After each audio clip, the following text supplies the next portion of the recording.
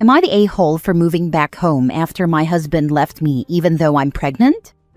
I've been getting cruel messages from my ex, his family, and our friends for the past few days. My soon-to-be ex-husband Levi, 33 male, and I, 28 female, have been together for a decade, married for 5 years. I'm currently pregnant with our first baby and due next month.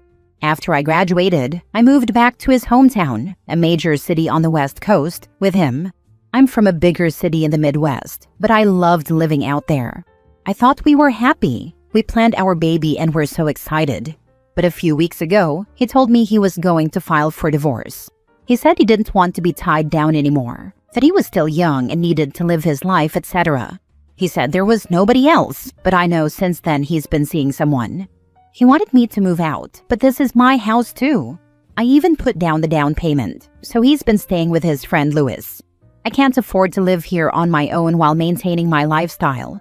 Sure, I could make it work, but it wouldn't be the kind of lifestyle I'd want to live, especially with a baby. I make really good money, but it's so expensive.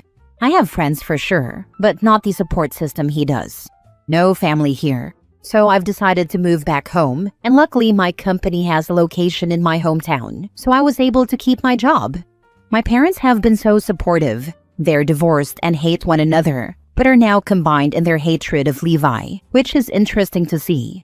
They've secured me a nice rental home in my city and refuse to let me pay them back, saying I need to save to buy my next house.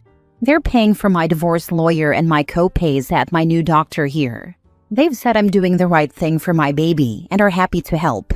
My mom is about to retire and even wants to watch my baby while I work after my maternity leave. So it's been an ideal situation for me. Levi is furious. He's claiming that I moved to get back at him and that I'm going to try to keep him out of our baby's life. I explained very clearly that I couldn't afford to be a single mom in San Diego, but he doesn't believe me. He's told everyone I moved back to get the upper hand on custody. That's not why I moved, but it's definitely a plus. His job doesn't have any locations here, and they won't keep him if he moves.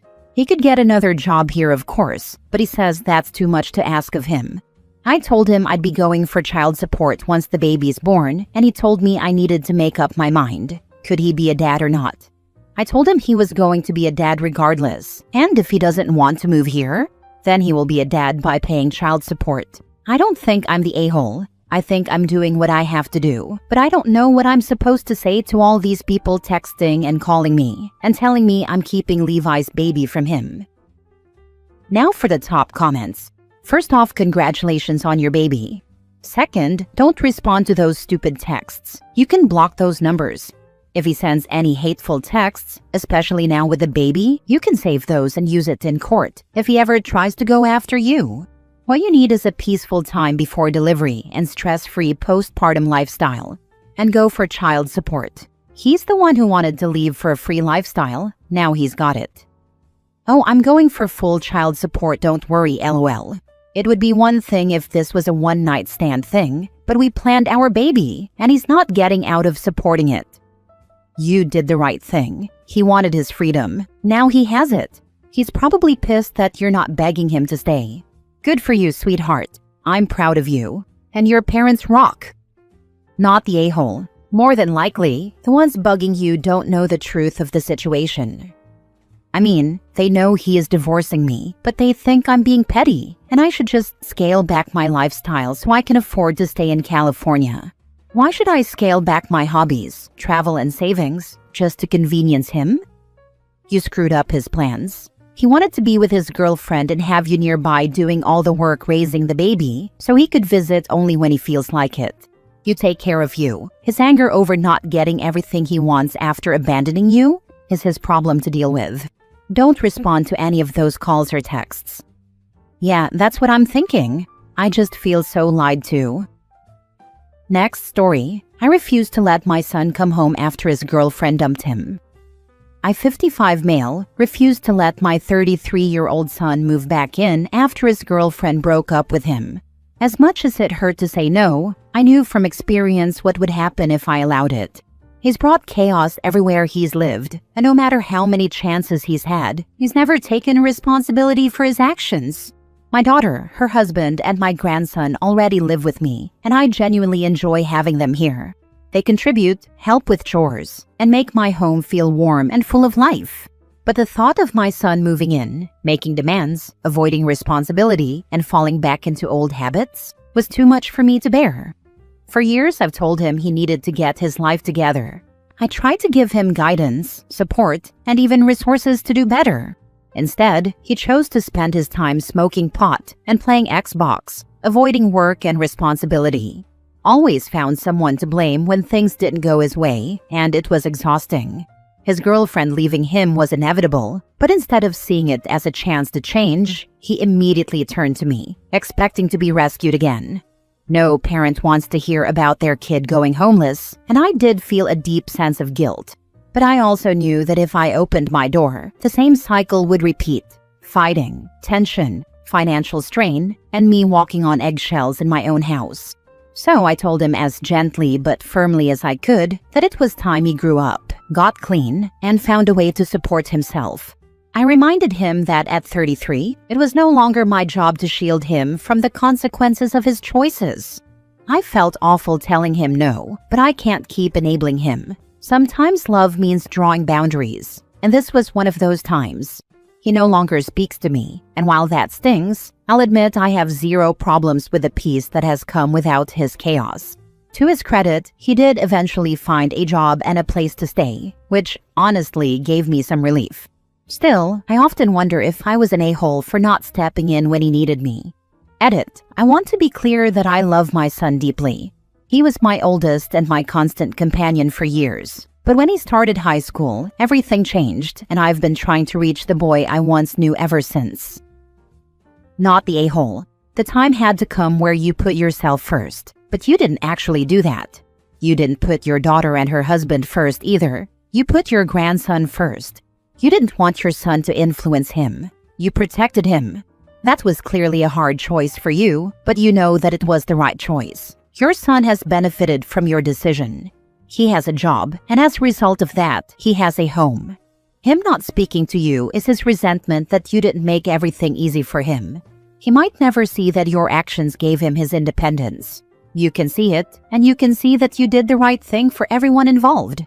Relax. You're good here. Thank you. I think this is what I needed to hear. My mom stopped letting her addict son stay over when she ended up with custody of his toddler. Before that, he was in and out a lot, but it was neither safe or healthy for him to be around. He had supervised visits and didn't really show up ever, even though he just had to call his mom and say he wanted to see his kid. For what it's worth, he did understand ultimately that his mom had made the right call, because it's the same one he knows he would have made too now that he's clean. I'm sure you'll never understand why your daughter and family are so welcome. They've been here for 8 years and came when I needed help and they needed help, and it worked out great for all of us. I was a free babysitter. He's my grandson and I never really considered it babysitting. And they helped around the house and relieved me of some financial stress I was going through. I am in such a better place financially now and have slowly been taking bills back from them. He would have never contributed anything but misery. Even with all that being said, your comment is 100% correct. Next story. Am I the a-hole for letting my niece have fun when she lives with me after the cruel stuff she wrote and said to her stepmother? In June of this year, my 15-year-old niece Abby came to live with me, 28 male, and I became her legal guardian. My brother is her father. Abby's mom died when she was 9, and my brother remarried when she was 11. Abby was never very happy about my brother's remarriage or my sister-in-law. It was clear to everyone, and mostly she just ignored her stepmother. But there were outbursts here and there when her stepmother tried to parent her. Sister-in-law's birthday is in May, and my brother threw her a family party birthday dinner. Abby was asked to write her a card and give it to her with a gift my brother bought for sister-in-law on Abby's behalf. I can't remember word for word what Abby wrote and said, but to summarize, she told sister-in-law she hated her, that she never wanted her to marry her dad, and that she wasn't as good as her mom. She called sister-in-law ugly, said her mom was prettier, and that her mom was a better cook than sister-in-law. She brought up compliments her mom used to get on her cooking. She said a million sisters-in-law would not be worth even half of her mom. She said she was glad sister-in-law and my brother could not have kids, and that she hoped every day that sister-in-law would never get to stay pregnant.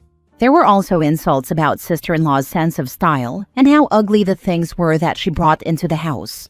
She called sister-in-law an outsider, brought up her mom being the love of my brother's life and not sister-in-law, and she mentioned several times that she would never love her, accept her, or want her around, and how happy she'd be if they divorced. There were attempts made to stop Abby, but she told her dad she'd finish since she was forced to give sister-in-law anything at all. Then my brother tried making her apologize. He put her on a waiting list for therapy and punished her, tried talking to her, and tried using therapy books to get an apology or regret out of her. But when nothing came in the first month, he said someone else needed to take her in because sister-in-law being around Abby was not good after all the things she said. My significant other and I offered, as long as guardianship was given to us if this was more than a week or two deal, which it was always planned to be. Since moving in with us, Abby has started therapy. She hasn't apologized or expressed regret. She has not wanted to see sister-in-law and has actually said she's happy to no longer live with her. She has seen my brother 1 to 2 times most weeks. Now he's grumbling that Abby isn't restricted from having fun and living her life, that we let her spend time with friends, go to the movies, and do other things teens want to do. He told me she should be on full grounding until she apologizes, and especially now that she got her way and isn't around sister-in-law anymore. He said he felt it was a given, and I told him he said nothing about that, only that she needed to be in therapy, and she is. And I told him the therapist said she could be grounded for 20 years, if that were even possible, and it still wouldn't get him what he wants. He said she doesn't deserve to have a fun life, and that I should agree with that. Am I the a-hole? He said she doesn't deserve to have a fun life and I should agree with that. Wow, that is his daughter he's talking about. His daughter. The fact that he steamrolled his new wife into the family and tried to make a new instant family is ridiculous. He deserves everything that happens in his miserable life. His daughter, on the other hand, is receiving appropriate support to help her deal with her mother's passing and the complex emotions she's experiencing. You and your wife are not the a-hole. In fact, you are as not the a-hole as it's possible to be. Bro can kick rocks, pound sand, or whatever other phrase you want to use to tell him to F off. When asked about writing the card, did she say no and was pressured into doing it anyway? Or did she say yes knowing well what she was doing? She said no at least 5 times to writing the card. My brother told her it wasn't optional. Not the a-hole. First, you're now her parent, so in the end, it really doesn't matter what your brother thinks should be done. Second, as the therapist is indicating, you can't punish her into liking his wife. Certainly there was behavior on your niece's part that was wrong, but simply failing to like her stepmother is not one of them. In fact, it's important to distinguish between how she feels towards someone else and how she's treating someone else. Zooming out, I suspect that your brother moved on in his relationship with his wife way too quickly. These issues should have been addressed earlier on. My brother believed everything would come together in time, and he did not want to hear anything else. I tried twice before the wedding, and he was not receptive. Last story. Am I the a-hole for not caring that my ex-husband is dead?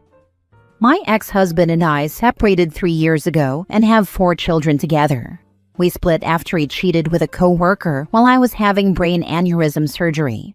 Both marriages split, and they moved to the other side of the country where he ignored our children and didn't bother to pay child support. On or about the 3rd anniversary of us leaving, he offed himself. His affair partner, now wife, didn't even bother to let us know, and it was over a week before we heard. Even though he was a crappy husband and father, I feel so guilty that I am not sad and only think of him as a freaking coward.